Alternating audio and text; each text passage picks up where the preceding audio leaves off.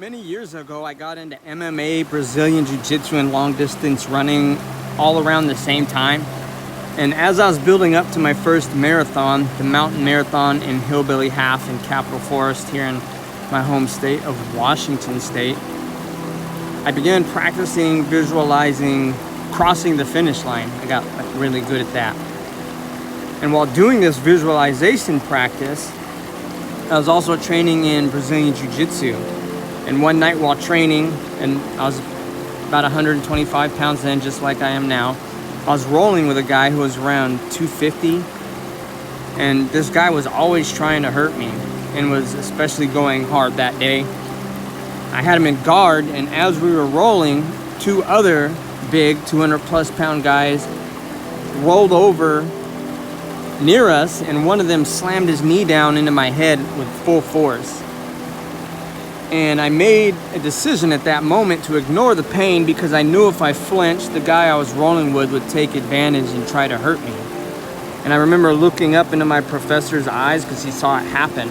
And I saw like he had dismay in his eyes because I took a big blow and I didn't flinch. So after class, I began trying to figure out how to duplicate this ability, turning pain off. And I gave it some thought, and then I decided that if I bumped my head, my shin, my elbow, etc., I'd ignore it. And I discovered in most cases I could totally ignore and even turn off pain immediately.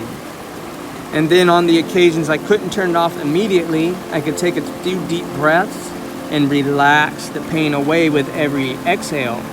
And I soon got very good at turning off pain. And then the day came for the mountain marathon. And this mountain marathon was on rough forest trails with like chunky rocks. There was snow, gravel, dirt, etc. and carved out by dirt bikes. And about 4 miles in, I lost a shoe in a big mud pit. I come running across it really fast, and my shoe sucked off somewhere in there, and I didn't really see where it came off. So I searched for a while, then I gave up. I ran for about another mile, and I took the other shoe off because I was running lopsided. And I ended up running 22 miles in this mountainous terrain barefoot. I didn't even come in last place, which was kind of amazing to me, though I did have to go very slow. When I was done, I didn't feel horrible. I sat down and was like chatting with people, but the people around me suggested I go to the hospital. So I drove about an hour to our house and decided to go to the hospital.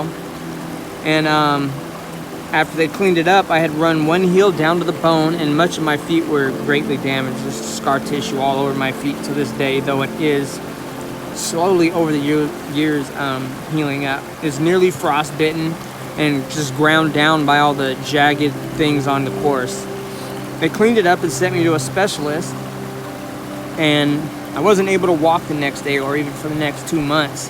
And that specialist told me that I'd probably never run again and I might not walk again. I didn't believe him.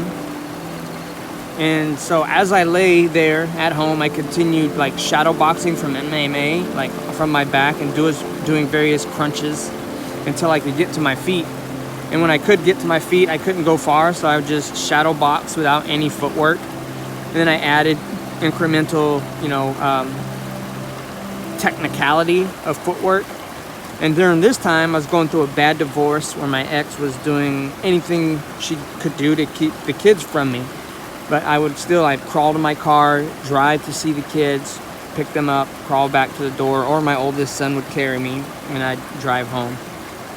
Eventually, I could walk for short distances, and eventually I worked my way back up to go into Capitol Forest, and I think I did 18 miles that day for my first big hike. Then I hiked a little further and further. Soon I was running short distances again, then marathons again, and now I can run 200 miles. Now that sounds cool and all, but this is a cautionary tale. While mind-strengthening techniques can be incredibly powerful, it's crucial to take it slow and be mindful of your physical and mental limits. Ignoring pain can lead to severe injuries, as in my case, and potentially permanent damage. Always listen to your body. Consult with professionals and prioritize safety over pushing through pain. Extreme mental conditioning should be approached with caution and respect for your overall well-being.